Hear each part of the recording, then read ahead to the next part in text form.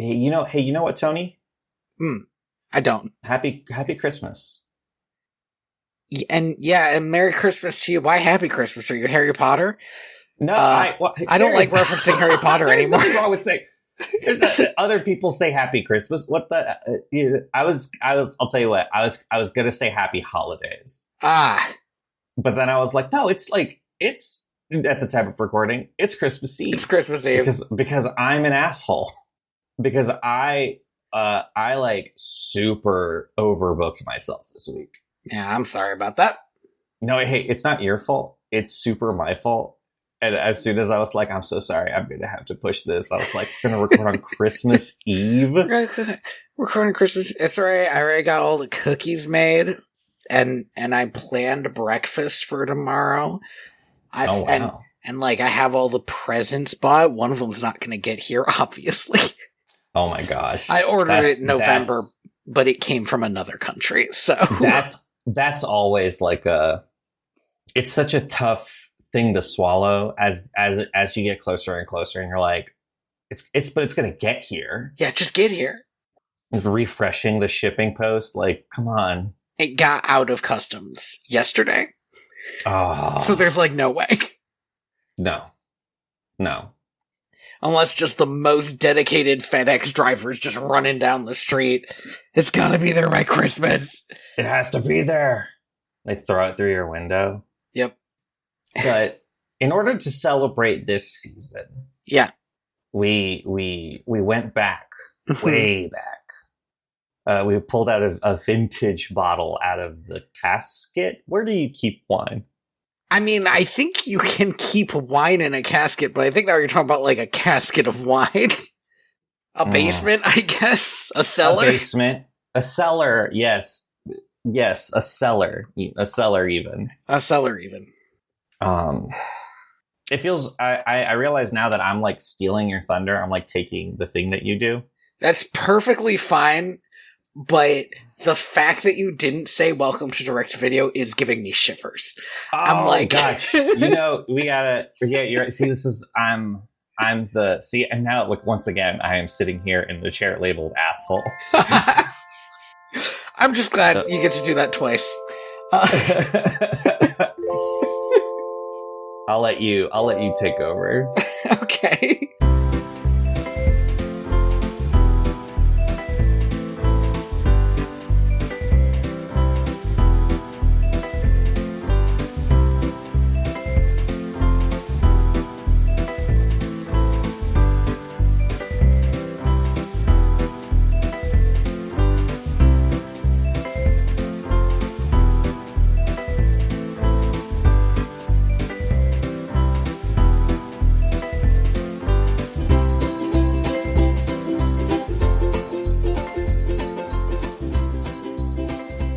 Welcome to Direct to Video. VHS?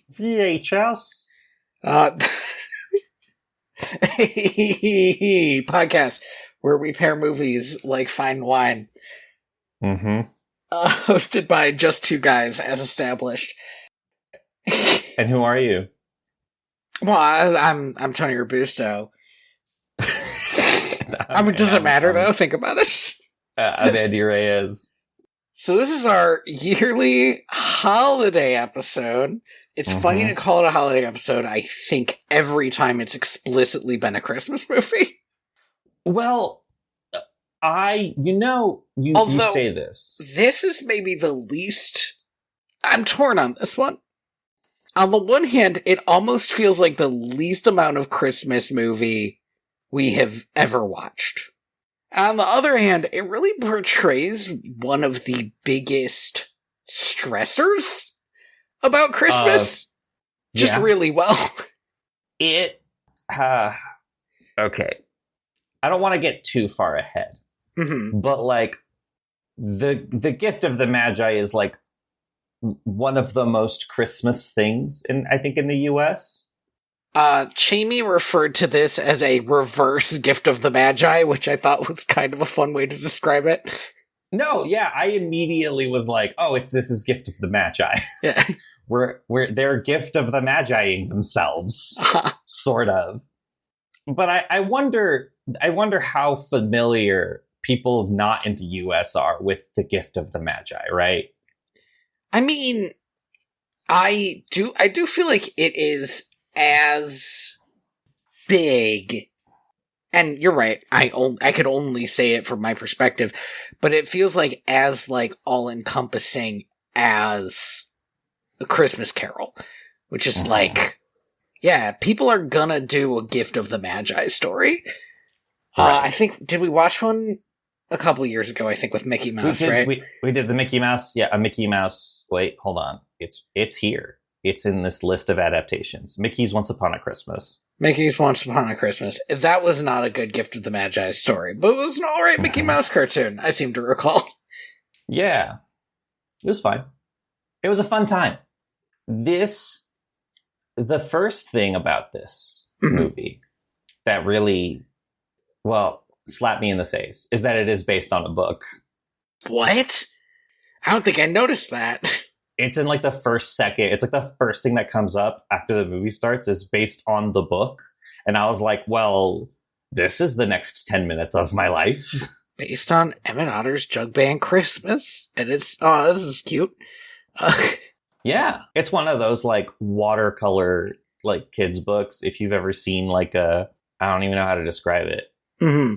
If you've ever seen I guess if you've ever read any of the A.A. Milne Winnie the Poohs, it's kind of got that look going for it.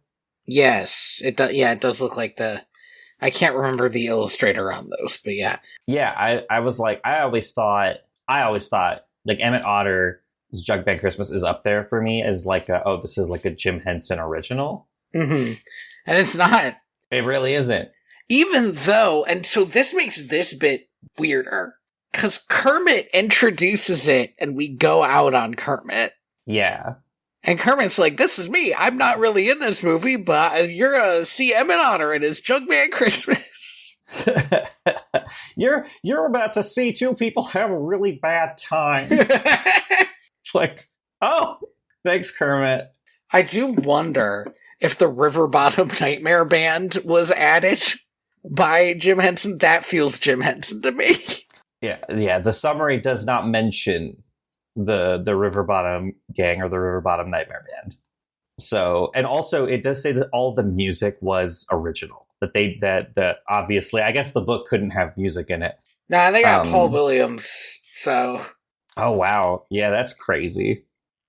So personal opinion. Yeah. I think the music actually drags down Emmet Otter's Jug-Band Christmas in kind of a major way. It really slows the pacing down. Most of the songs are like almost hymns. They sound like. Yeah. And they have kind of a choral vibe. The only two that don't have that are Barbecue. Yeah. And the River Bottom Nightmare Band song. Because Barbecue's supposed to sound like a jug band singing it, and River Bottom Nightmare Band is a rock song. It's explicitly making fun of like Led Zeppelin. Right. Which is something that that Jim Henson can do, because they have a rock band in the Muppets that just does rock shit all the time. So yeah. And it's all those actors too. Yes. Right? Which is, I think, the thing that really wilded me out. I think, I don't know. On the one hand, I liked the music. It made me upset at the quality of the songs in Country Bear. Oh, if the songs in the Country Bear sounded anything like this, I would like them a lot better. That's the thing, right? I was like, this is some real like folksy Southern sound in music. It's putting, as a person who grew up in California, it's really putting the heartland of the South into me, or whatever. All right. Let me just talk about this. So the first real scene of the movie, because first we get Kermit. He's doing his fun riding on a bike trick. Everybody loves it. It's such a good trick. Crashes into a pole. Gets bullied by these kids from River Bottom. He gets mugged. Oh, he gets a little mug. They actually steal his scarf and then throw it out immediately, so it's like 4 feet away from him. It's fucking rude, for sure. But I, watch that scarf like he's not even putting it on, he's throwing it out the window. That's true. And then we get into the real story, which is about Emmet Otter and his mom, Alice Otter. And the first thing that happens is they are singing a song while rowing on the river. And the song is about... Yeah. Presumably Alice's mother. It could be her mother-in-law. Could be her mother or mother-in-law. It could also be her grandmother, I suppose. Because this could be a slightly older family song. Yeah. But in any case, this is a song about how this woman was so fat that you could use her pajamas as a bunch of different comedic things, like a pirate sail. Not her pajamas. Oh, it was they swimsuit. Weren't pajamas. It was swimsuit. Yes, it was a bikini. Right. Hilarious. And that when she passed, it was so sad, but they got so much use out of all the cloth that they got. And here's the thing, this song is sung like a hymn. It is sung like... If you're not listening to the actual lyrics, you would think it was a sad song. Like, if you did not know English and you heard it, you would just kind of assume that. You would be like, this is one of those church things. And it to its credit, does a lot to tell you the tone of the movie. Like, yes, it's going to be silly, we're going to have jokes, but it's also going to sound like this. It's going to be a bit sad. It's going to be a bit sad, kind of the whole way through. There's never going to be a moment where you're like, this has stopped being sad. Yeah. Yeah, I really didn't like that song.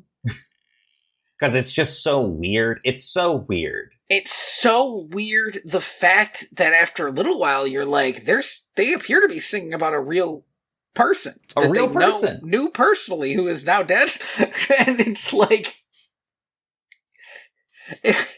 So, Emmet Otter and his mother, Alice Otter, are seen to be known to the entire community with which they reside the poorest people in the world.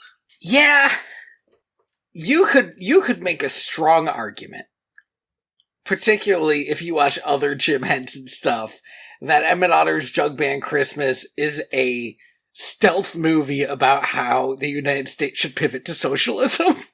Yes, you could. It's like there's in obviously one of the huge parts of the Muppet Christmas Carol is or I should just say A Christmas Carol. Even the original Christmas Carol, for sure. Is man, rich people really bite, and they should be nicer. Mm-hmm.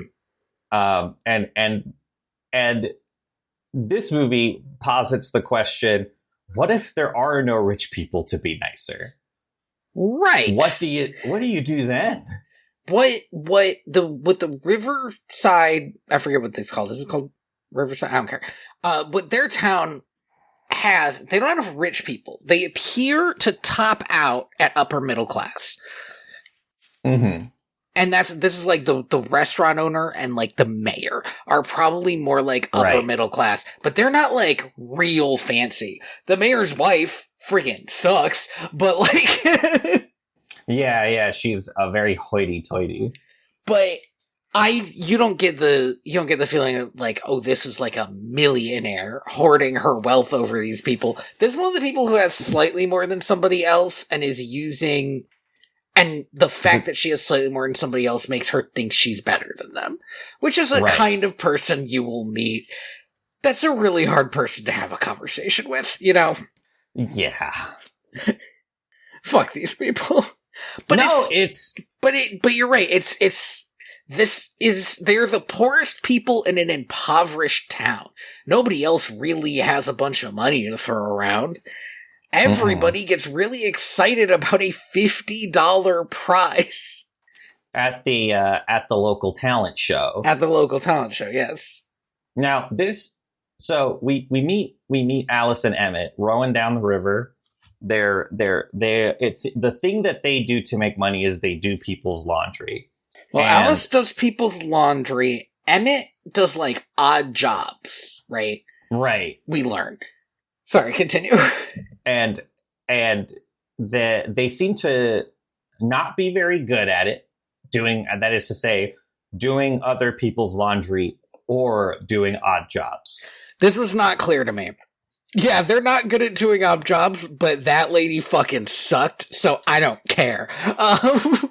Well, at one point, Emmett's like, Alice asks Emmet if he got paid for his last odd job, and he was like, "Oh, well, I broke the stairs, so yeah, no." I broke the stairs, so I had to repair them. And it's like, yeah, that's fair. Rough, but yeah.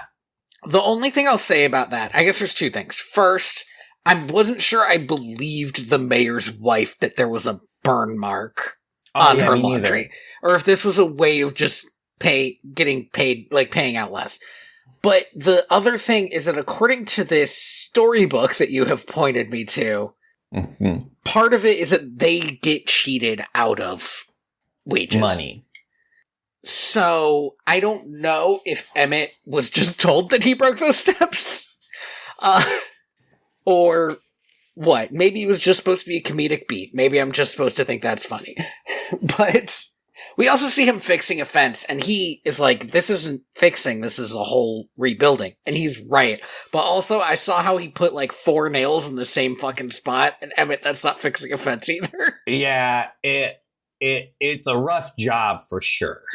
And I was okay with that, because I was like, this is what she deserves for having these children rebuild her fence for 50 cents. That's true. So they make their way to... Did you ever read any Paddington? No. It felt like every character in this movie, besides our heroes, were kind of the mean old neighbor in Paddington who is always trying to, like, get Paddington to do stuff for him for free, and then Paddington always fucks it up in a real major way. Yeah, a little bit. It's got that energy. Yeah. So the Otters go to Waterville and to do errands, and then we get to learn about Pa Otter, who a delightful individual, who was a snake oil salesman, but I'm not sure what this movie means by that. So they're always saying, "Oh, nobody these days wants to oil a snake," and I think what we're supposed to take away from that is that he's not a snake oil salesman in the traditional grifter sense. In fact, in my mind, what I imagined is that essentially what happened to Pa Otter is he ended up in part of a pyramid scheme. Where, like, you know those like knife ones? Yeah, Cutco. Yeah, where you like, oh, you're going to sell these knives to all your family. But you can sell them the ability to sell knives. He bought the ability to sell snake oil and then just ended up with a bunch of snake oil. And then because he's like the other otters, really truly thought snake oil was a good thing to sell people.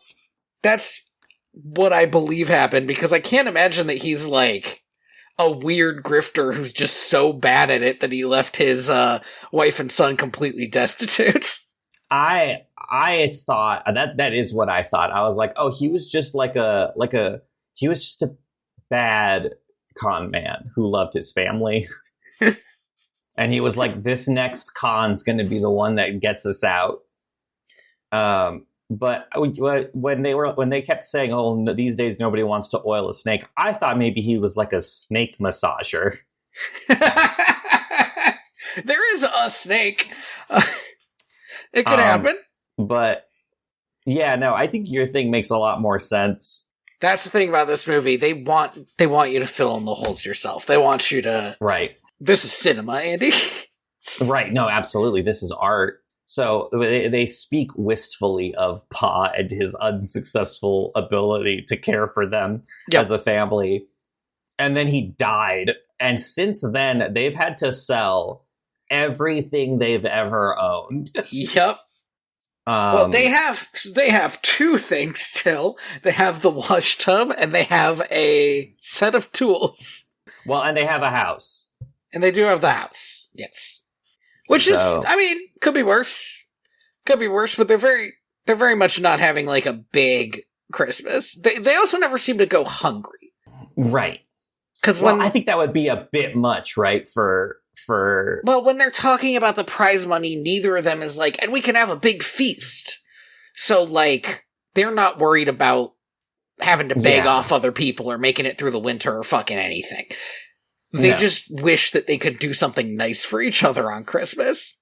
Right. There's an amount of, like, we have enough, but we don't have enough to give each other a gift. Right. But, and I really do love this. This is probably, I think this is the only part of the movie that really works for me, which is when Emmet and Wendell Porcupine are fixing Old Lady Possum's fence, and Alice is hanging out with, I believe she's hanging out with Mrs. Mink. Yeah. And we cut between both of these groups talking about this $50 talent show prize. Mrs. Mink might be my favorite character. Oh, she walks in... She just came over for some, light chit chat and gossip, and to use the fucking spinning wheel that Alice took from her at some point, and she hasn't been like, Alice, give me back my fucking spinning wheel. Right, she's just like, oh, Alice, I came here to use the spinning wheel I lent you. And Alice is like, I could never enter a talent show. And she's like, yeah, okay. And she's like, don't you try to talk me into it. Stop trying to sweet talk me into this. But yeah, Emmet and Alice are both like eventually like talk themselves into entering the talent show because the money would just be so useful. It is also what Pa would do, which I think is fucking funny. Because, that's the thing. That's not the lesson you want to take out of this. Pa was bad at this, guys. Pa was explicitly not successful. Yeah. But Emmet wants to get his mom a piano, because apparently she plays piano. And she wants to get him a guitar. The only issue I have with the guitar is he sees a used guitar in a window for $40. And he was like, oh, wow, I want that for Christmas. And it's like, Emmet, you know what your finances are like. Almost any other child character. Why would you say that? Almost any other child character, I'd be like, oh, he doesn't really understand what we don't have the money means. But this kid, he knows. He's intimately familiar. Yeah. And then, so yeah, Ma is thinking, well, I could use the $40 to buy Emmet the guitar. Emmet, who has to split the money 4 ways. Yes. With the rest of the Jug-Band.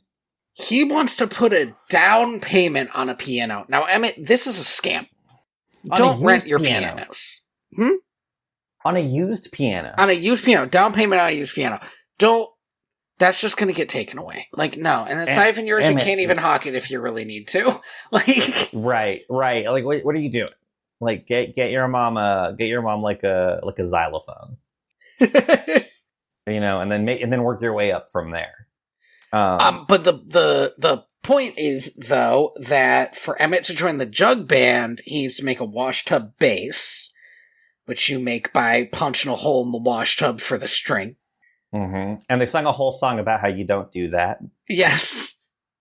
And for Alice to join the talent show. Now this is a moment where I was like, I don't know. She was like, I would need like something to wear. And it's like, cool. These people know you though. And like your talent isn't dressing up nice. Right. So her thing felt a lot more frivolous to me. Yeah. Because she sells Emmet's toolbox in order to buy fabric so she can make herself a dress so she can join the talent show. Yeah. But there's never any indication that you can be underdressed for the talent show. There's also an amount of like, I don't know how to say this, but the dress is fine. It's not particularly extravagant when compared to her previous dress. Right. Other than it looks like very fancy curtains. Yeah, I don't know if this is just like a kind of keeping up with the Joneses that is less of a thing now than it was in 1977. But like... But everyone knows that you two are poor as sin. Like, yeah, here's the nicest, poorest people we know. Like, they're so nice, in fact, that we never pay them any money. Yeah, been there. So they do this. They go to the talent show, and the talent show is kind of a nightmare situation. When you think about what makes a good talent show, right? You want stuff that's good. Interesting. And everything in this talent show, it seems, was bad. Well, they have like a really good chance of winning because nobody else is even like half-assing it. They are all giving the most garbage performance you've ever seen. Now, I'll say one thing about this scene that I like. Is there are a lot of sort of contrived reasons why Emmet and Alice do not see each other for like a good amount of time at the talent show. They both leave each other a note on the kitchen table, and I'm just like, how did neither of you see the other note? I love that. But, like, everybody when they come in are immediately separated into the men's and women's dressing rooms. Yeah. When the Jug-Band finds out that somebody else is singing Barbecue, and here's the thing, they're doing it like fucking shit. They could have still sung Barbecue. A good song. A bop. But they decide they have to go out and practice a different song, which is Brothers, which is not as good, frankly. No, it's just not as good. It's simply not as good of a song. So Alice doesn't see them, and so neither of them see each other until Alice is performing. Yeah. So Alice does her song, the kids do their song, they both think they did really well, and then in comes, we did not actually talk about these characters. No, because I wanted to give them their own moment, because they're awesome. So, okay. So we have, according to this list on Wikipedia, Chuck Stoat, Fred Lizard, Howard Snake, Popeyed Catfish, and Stanley Weasel. Yes. Chuck is the leader who I don't think the rest of his gang ever know what he's thinking. Okay? He's just scary. He's apparently a stoat. He looks like a bear. And yeah, they've been going around doing like low key like damage all around town. Yeah, the mildest of crimes. The mildest of crimes. But one of the things that I feel like really highlights that they don't know what's going on in Chuck's head is Chuck early on in the movie wanted to go into the music shop. Yeah. And his friends were like, oh, okay, I guess we'll do that. And I just think that's interesting because I actually think that the emotional arc for these characters is that they are sort of rebels without a cause, just causing a mess, and they don't have like positive friendships until Chuck convinces them to get together and form a band.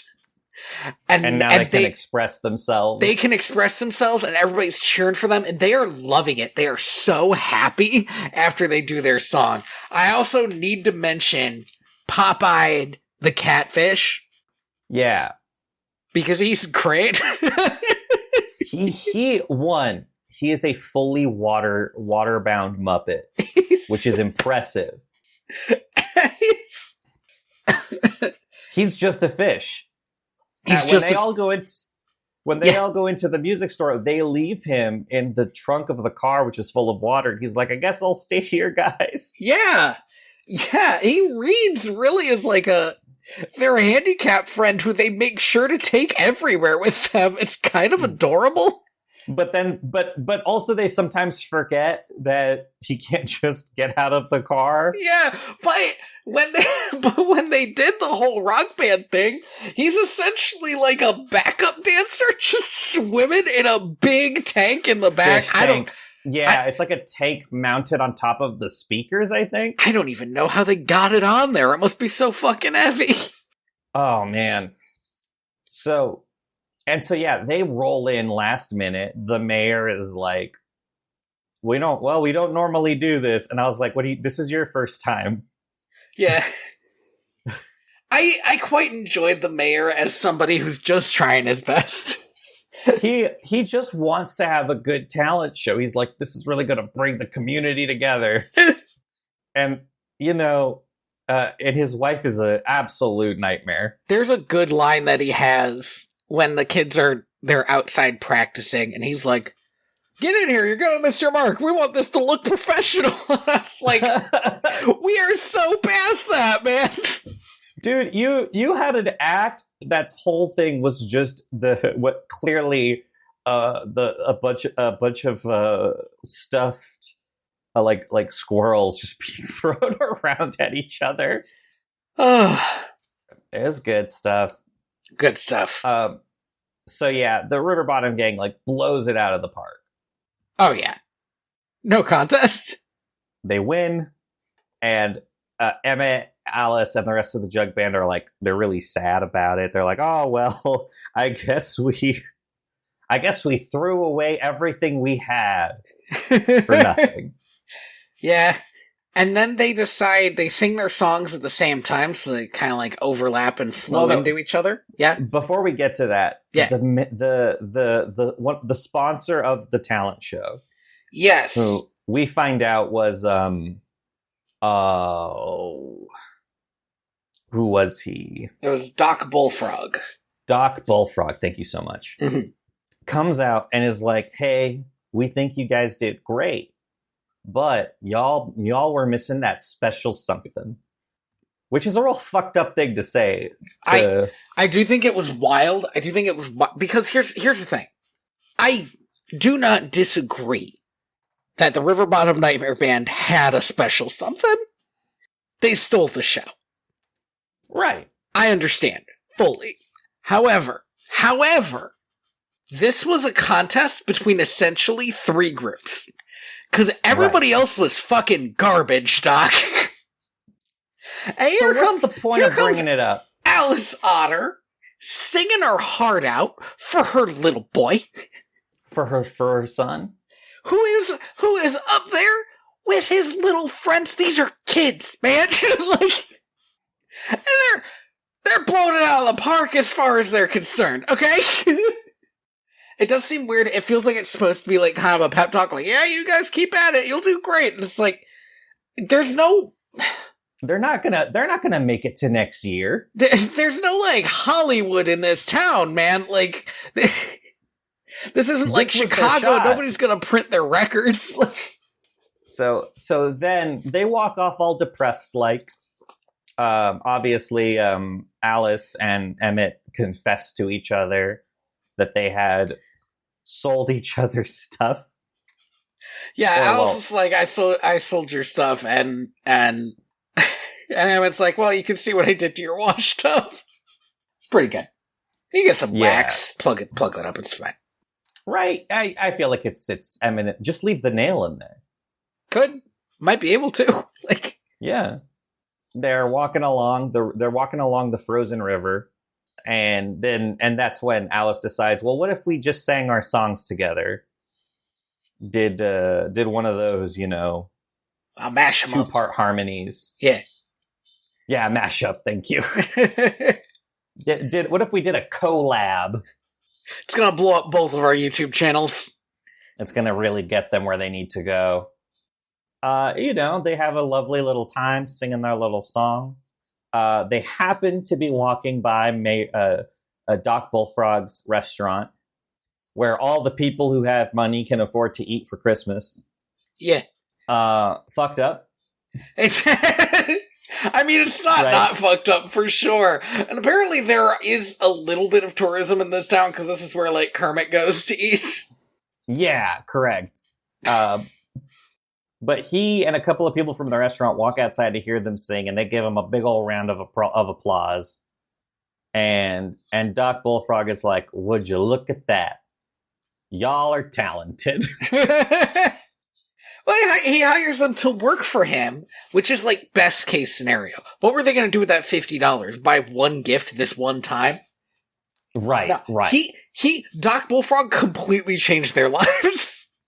Right. He is going to, like, employ them and pay them a regular wage for regular work. Yeah. That's great. Man, that's the dream. Are you kidding? Regular that work would be, for a regular wage? Whoa. My hours are so weird. Right. And so they start singing in the restaurant, and Kermit's like, that's can I mention the problem though? Here's the problem. We heard Our World. That's Alice's song. We heard Brothers. Yeah. That's Emmet's song. Then they do what's listed as Brothers in Our World. So now they're singing again. And then they sing that same song again in the next scene. And I was pretty over it. I was like, we have in fact listened to these songs 3 times each. Yeah, it was like, this is a lot. And then they sing a reprise of When the River Meets the Sea. Yeah, which is, that was Pa Otter's favorite song. And the only one, oddly, that has a Wikipedia entry. Oh, really? Yeah, I had just assumed it's because it was like an older song or something. It's not. It was written by Paul Williams for this. Apparently it was sung by John Denver in his Muppets album. And Robin the Frog. I wasn't going to quote. I wasn't going to mention Robin the Frog, but you're right. I should have. Robin the Frog is like the saddest, cutest Muppet. Right. Well, was that the Muppet that played Tiny Tim? Yeah. God, he's so small, and he looks like an actual frog. Though written for one Christmas story and featured in another, the lyrics are not holiday-related, but symbolic of death, as a peaceful transition to an afterlife. This is the movie that we're watching. So this is we're coming to my real issue with Emmet Otter's Jug-Band Christmas, which is it's not hitting a vibe that I particularly want to hit this time of year. You know, it's not that it's a bad film, and it's not that I dislike the songs. It's that it's almost like relentlessly morose the whole time. It feels. I mean, it feels so unlike a Muppets movie. Yes, I mean it feels because the thing about and I'm a recent Muppet fan, right? I'm a person who got into the Muppets in my 20s, but like the whole thing about them is almost how unrelentingly joyful and optimistic they are. Yes. And so to just be hit with this like level of like surreal like poverty. Yeah. Like even in the Muppet movie, like when Kermit's living in the swamp, it's like, well, he's not unhappy in the swamp. They're not destitute. Yeah. He's a frog. He's supposed to be there. Yeah. I don't know. It's just so weird. It is such a snapshot of poverty that even though technically both Emmet and Alice are pretty optimistic, their optimism feels like foolish. Mm-hmm. It makes the movie sadder. Yeah. Because it's like, oh, look at how happy these two still are in spite of everything. And it's like, no, they should be miserable. They should be upset. Yeah, or at least angry, you know, but they don't really get there. Yeah, it's not it almost feels like the movie is saying, well, it's not their place to be upset about all this. And it's like, hey, you know what, man? Fuck you. Their life sucks. And it really does feel like Emmet and Ma really learn all the wrong lessons from all of this. Well, they learn... I mean, okay, so you can make a certain argument that they're about to learn how nice it is to have regular work, and they literally can't go back to their old job. Right. I guess they probably have enough money to buy a new wash tub, but I mean, do they? I don't know. Do they get tips, you think? My only issue is that they're in a 5-person band now. They really do need to cut a record. Right. Yeah. I mean, you would assume that at some point they do, but they're still not going to be living big. No. But that's kind of the thing is like what Mama and Emmet learned was like, well, I guess we should be more like Pa. Right. And it's like, no. It didn't work. Right? Like, it didn't work. You didn't win the talent show. Some other guy was like, I'll pay. Well, I guess it was the same guy. But they didn't know that. But, right. Like, I don't know. Maybe they should have been looking for work that would match with their talents, like music, instead of work that they were not very good at. Right. I don't know. It just feels... It's such a weird movie. And yeah, I guess, like, the thing about it that I liked, that I couldn't stop thinking about. I wonder if you're going to say the same thing that I am. Okay, go. These gosh darn sets. Okay. When they're rowing on the river. Mm-hmm. Okay. Yeah. The boat is moving. Yeah. On the river. They're rowing. They're actually rowing. So yeah, how? The fascinating thing, one of the great things about watching, especially a Jim Henson movie, but like a lot of older movies that use practical effects, is that like I'll be actually taken out of the movie in a way that I find really enjoyable. So, okay, so for instance, I just watched Superman. It has crypto in it. And there was never a moment where I was like, that's a real dog. I was like, right. This is a fake magic dog that they animated, which is fine. And I don't have any problem with that. But with Emmet Otter, that boat with just 2 puppets in it is moving along a river. And I was like, okay, how? The only thing I could think of is that there's the water. There's like a bottom to it, and that they can reach their hands through. But that would mean that there were 2 puppeteers puppeting these puppets and slowly walking so that the puppets would be moving. Or it doesn't have a bottom to it, and there are 2 drowning puppeteers giving the performance of their life.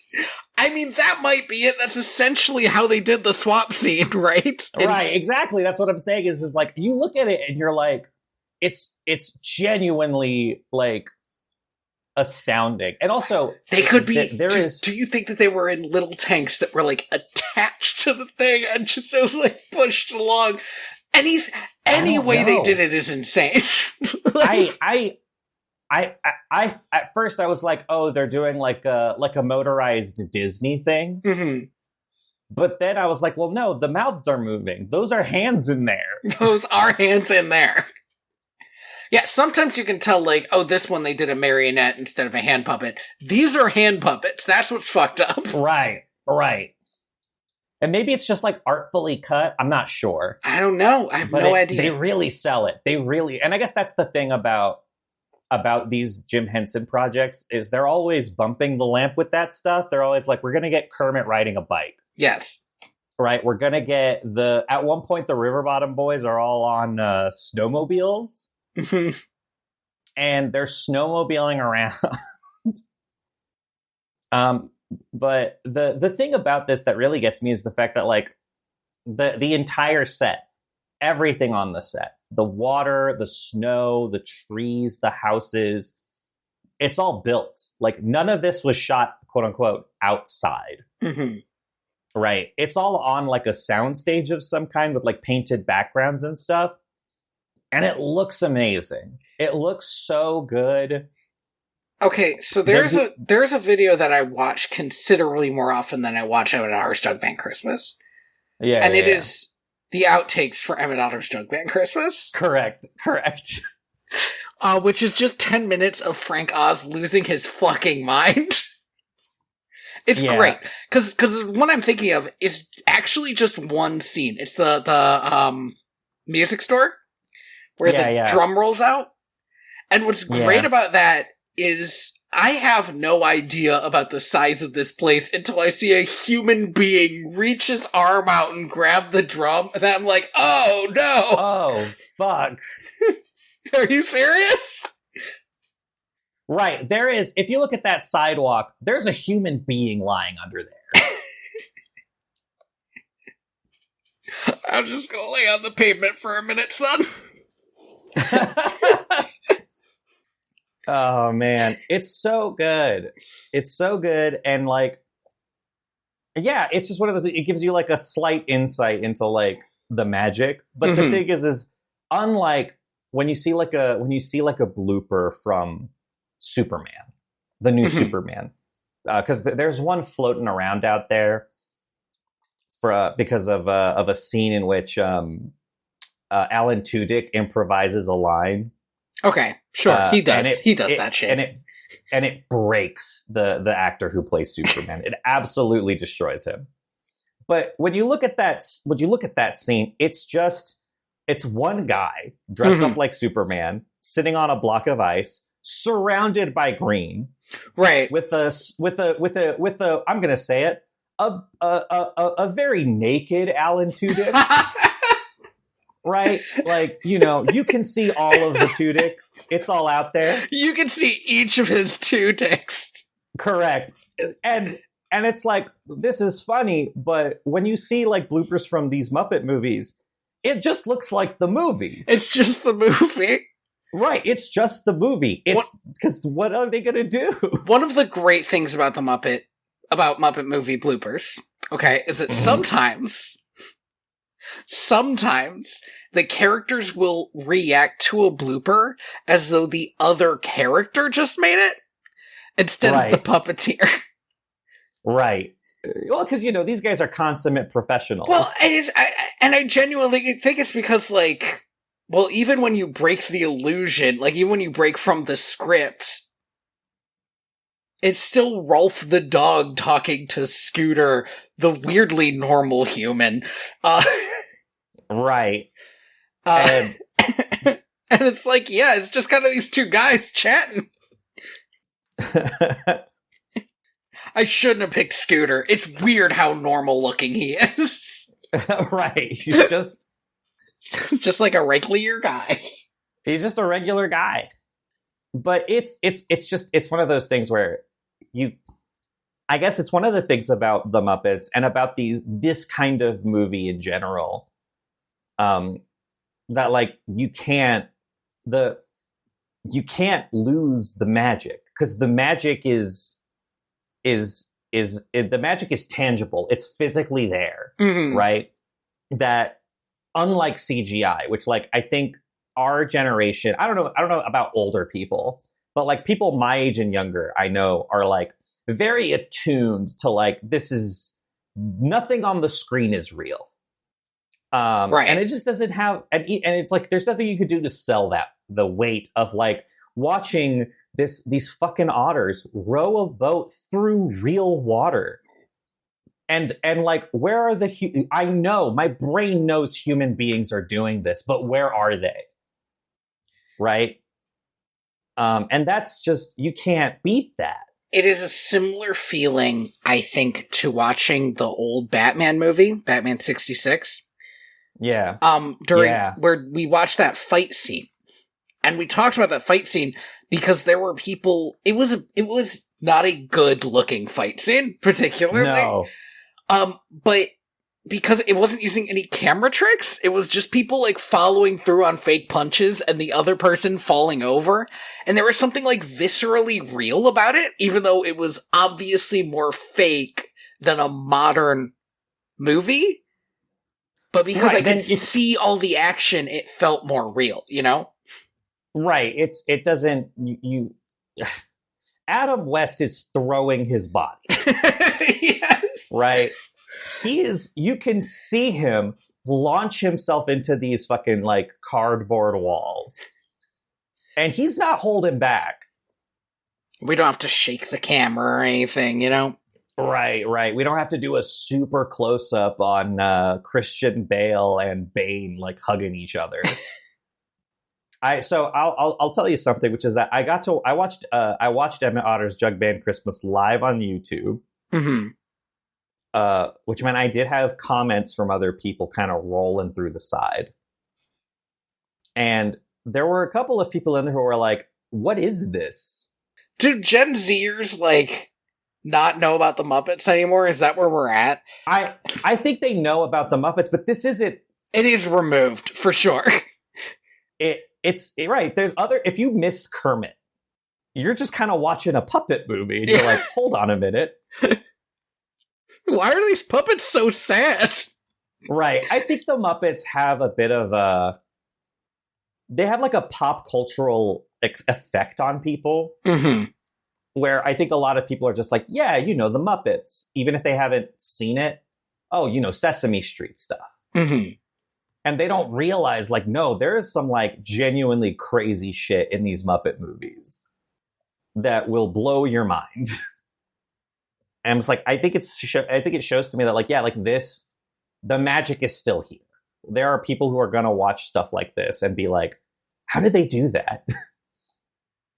And, well, so this is the other thing, is I feel like it gives it a sense of, like, timelessness, in the same way that, like, Wizard of Oz has a timelessness, because they only use practical effects. Right, right. Or even, some of the older, like, live-action Disney movies. Sure. Which, I mean, I think of the movies... I feel like of the good movies we watched, this might be my least favorite, if that makes sense. Yeah. It's definitely, like, it's how do I say this? Like, it's better than any Swan Princess we've ever seen. Yeah, and okay, so comparing it to the last Christmas movie we watched, which was The Muppet Family Christmas, I'd watched The Muppet Family Christmas like 5 more times before I watched Emmet Otter again. Oh, 110%. But I would watch Emmet Otter 12 more times before I watched the Mickey's Special Christmas 2 or whatever it was called. Yeah. Twice Upon a Christmas. Yes. It's a real sliding scale. No, it's... Well, and I mean, like, even though I don't, again, even though, I don't know, I don't really like it, it doesn't really hit me the way that the other Muppet movies have. It's still like, it was still a phenomenal watch, just to see it happen, Yeah, I think that's fair. Oh, what a time. Oh, it's also free on YouTube, as Andy said. To put this in perspective, I think part of the reason why this movie is fun is better in my mind is that it is only effectively 45 minutes long. I mean, that is nice. It was probably originally made for TV for an hour spot, right? Right. It does kind of feel like a slog with essentially the same song 3 to 4 times, depending on how you look at it. Yeah. Thank you for listening to Direct to Video. VHS. Sorry, I got distracted by this line that said that a remake was announced. I don't want to hear about it. I don't want to know about it. It was also in 2019. It might not exist. Like, a lot of film stuff got canceled after 2019. In 2019? Yeah. Have you heard about this? I don't know. Old news, man. Old news. I have been your host, Tony Robusto. Yeah, I've been your host, Andy Reyes. You can find me at inspiredbytrueevents.org and the podcast at direct2.video. Yes, you can also find me at the podcast at direct2.video. Be on the lookout for the reoccurrence of Project Revolution once I get my setup back together. Exciting. And that's going to be at Ethical Games Journalism on YouTube. Oh, give me a second. I got to get the name right. I think it's a ukulele for Christmas. I'm like 99%.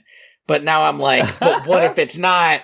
What if it's a different stringed instrument? It's definitely ukulele. But is it for Christmas? But it could be a ukulele for nativity. Where is this stupid thing? Oh, of course it's under my music. What am I, an idiot? Yeah, it is. Thank you to Lee Rosevere for a ukulele for Christmas, which we'll probably be playing about now, maybe. We'll see. Yeah. All right. In the new year, in the coming year, which I refuse to look upon with dread, we are going to watch Swan Princess: A Fairy Tale Is Born. Yes. And the beginning of the end for the Swan Princess, but I feel like that's what you said last time. But for real this time.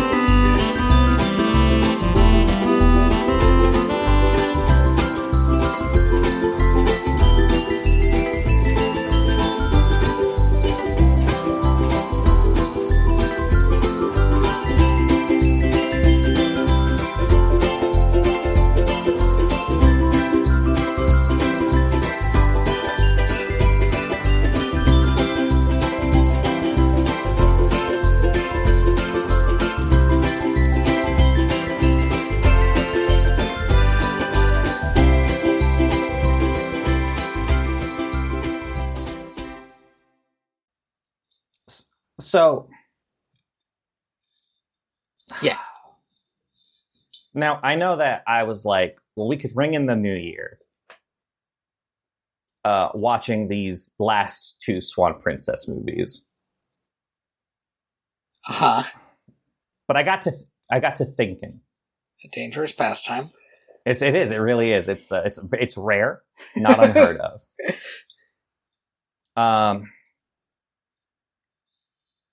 But if you could check out the Google Drive where I have our list of movies. Okay, let's see here. And at the bottom, there's a new tab. A new tab? Oh no! No! We don't have to do this. We don't have to do this. I just want you to see. It is a really funny idea. We haven't really explored the the cinematic oeuvre afforded to us by Pinocchio. I am never going to get Jamie to watch a movie with me again. I mean, surely one of these Pinocchios is going to be good, right? Interesting question. This is a cursed idea that you have come up with. Because May's been wanting to watch the Guillermo del Toro Pinocchio movie for a while now. And I was always like, well, I want to put it off because I know we compare it with, because the live action Walt Disney one came out and the original animated one. And I was like, there's something there. And so your idea was, so let's watch it in like 8 to 10 months. If we do it in chronological order. Yeah. But we don't have to. Right? I obviously this is let me tell you, this is a curated list. Mm-hmm. There are apparently like 3 TV shows, 5 TV specials. This is like what we're describing now is like a 4-hour-long YouTube video essay. Where like I experienced every Pinocchio media. All Pinocchio media was fired at my body over the course of a year, and this is what I learned. It was like, we're all really excited about the new Lies of P. I had Lies of P on this list, and then I was like, well, that's just silly. That's a bit much. It's a time commitment. It's a video game. Right. It's a long game. It's not a very short game. Also, I don't own it, so you know. But I did have it on here because it's one of the most recent pieces of Pinocchio media. Right.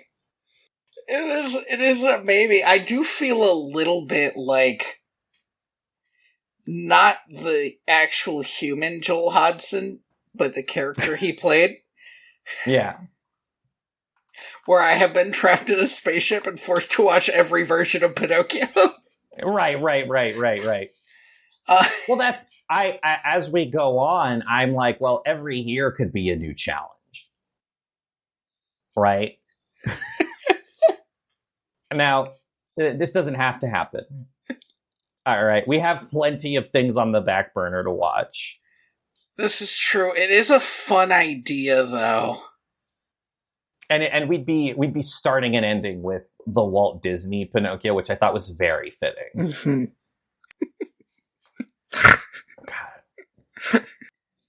So can I tell you my one big problem? Yeah. I don't like Pinocchio. No, me neither. And what I mean by that is I don't like the idea of Pinocchio. I feel like it's a flawed concept that people get really into and then make their own takes, and then you see that take and you're like, yeah, I guess you did that. Did you ever read Casey Green's Adventures of Pinocchio? I did. Where it was more or less supposed to reflect the actual book. Yeah. And that was wild. I think that was something of a challenge for himself. I don't think he finished it. No, he did. Did he? It's done. Okay, I'm trying to... Maybe I did read it all then. I definitely found it after it had been dead for a while. So... Yeah, Now that I think about it, I remember him on a beach. That's gotta be near the end. Yeah, he gets to the end. It's fucking bananas. I know he kills that cricket. He kills the hell out of that cricket, dude. I feel like if we do this, there's gotta be some sort of evil fanfare or something. How do you just say out loud, next year, 2026, a year where I'm sure we'll all be having a hard enough time generally, is also going to be the year of the puppet. The year of the puppet. It's got to be introduced like Resident Evil, you know? The year of the puppet. Oh. There are, I'm pretty sure there are like a couple of those like really fucking like absolute bottom of the barrel horror movies that are made about these kind of like free IPs. And there was a Pinocchio one, and I'm so supremely uninterested in those kinds of like horror movies. Well, maybe you'll change your mind after watching 10 Pinocchios in a row. I maybe really doubt like... it. Yeah, maybe I'll be hyped. I'll be juiced up. I'll be like, I want to see this puppet kill people. So. We don't have to decide this now, right? We have a whole month. Well, we have a week to really rack our brains. And I think we can end this year on a bit of a cliffhanger. What are we going to watch next week? Who knows? The future is a flat circle, and at the end of it is either Pinocchio or Swan Princess. There is no good timeline here. Two roads converged in the wood, and I laid down. and I turned around because they were both bad. They were bad roads, man. And I went home. We should do Year of the Puppet, but it should also be the year that we start getting guests on the podcast.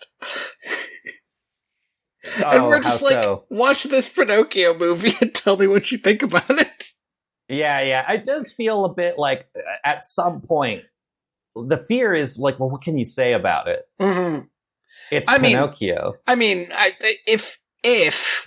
If we had to abandon the concept a little ways in, because we're like, this is getting us nowhere. Right. I could cut this down to 4 movies. There's also another possibility, which I don't know. Mm-hmm. I wouldn't know how you think about this. So for a while, we did DVD extras where we just shot the shit. Yeah. So what we could do, if we wanted to, a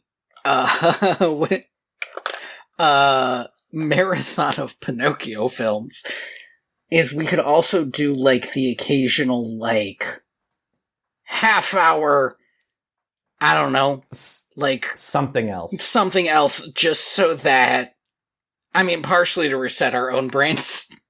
Yeah. But just so it's not all the same thing. I'm looking at it now, and I don't think this is a good idea. I was hoping, my hope when I put this together was that you would say no. I don't think you recall that the idea for this podcast was a bad idea, Andy, and I did it. Yeah. I mean, you gotta remember that for a long time, we watched 4 hours worth of movie before we even sat down. Yeah. However, if you like, I think, okay. I do think we should do Swan Princess. Mm-hmm. Yeah. But I like, and by this I mean don't like, the idea that we have like another series that we could always go back to. Which is just every cursed Pinocchio movie ever made. Yeah, I mean, I would probably hate a little bit. I wouldn't hate doing Pinocchio, the Walt Disney version, and pairing it with something. But what I'm seeing is there's a lot of choice there. Right. Well, that's the thing. And there's also there's the live action Walt Disney production. There's I would think pairing the live action Walt Disney movie with Geppetto, and then the Guillermo del Toro animated version with the original Walt Disney animated version might be fun. If we were gonna so we're just skipping Pinocchio, A True Story, as though it's just a garbage cash-in with the other 2 Pinocchio movies released in the same year. Is that it? You don't want to know the true story? You don't. I don't think, dude. It's not good. Oh, it's got Tom Kenny in it as Geppetto. I mean, I like Tom Kenny, I suppose. So how do you feel about the summer of the puppet then? 4 months, 4 movies. 4 months, 4 movies, all puppet. All puppet. Let's see how we feel in the summer. Yeah, I'm going to highlight the ones that I want to pair up so that I don't forget. And yeah, and there's these 8 other ones. There's these 8 other ones. And my understanding is that's pretty cut down. It is. And let me tell you, of these 8, one of them looks like something I would watch were I not doing this project. Of the 8 other ones. Of the 8 other ones. So we're not talking about the Del Toro one. No. Of the 4 we are definitely going to watch. The Del Toro one's the only one I care to watch. Right. But there is one other one in this 8, and I'd have to find it, because again, they're all fucking called Pinocchio. So it's not Pinocchio and the Emperor of the Night? I don't think so. Although I am imminently curious. Who's the Emperor of the Night? Yeah, what's going on? Oh my gosh, this is such an 80s film. Oh my gosh. Yeah. Okay, so I am intrigued by how 80s this movie is. Yeah, Pinocchio and the Emperor of the Night. I believe it's billed as a sequel to the original story. Cursed. So it's like, you've read the book, now see what else he did. Sure, like Return to Oz, where it's like, this is a sequel to Wizard of Oz, but not the popular movie. Right. Okay, I think we need to end this podcast. Yeah. Before more Pinocchio movies come into existence.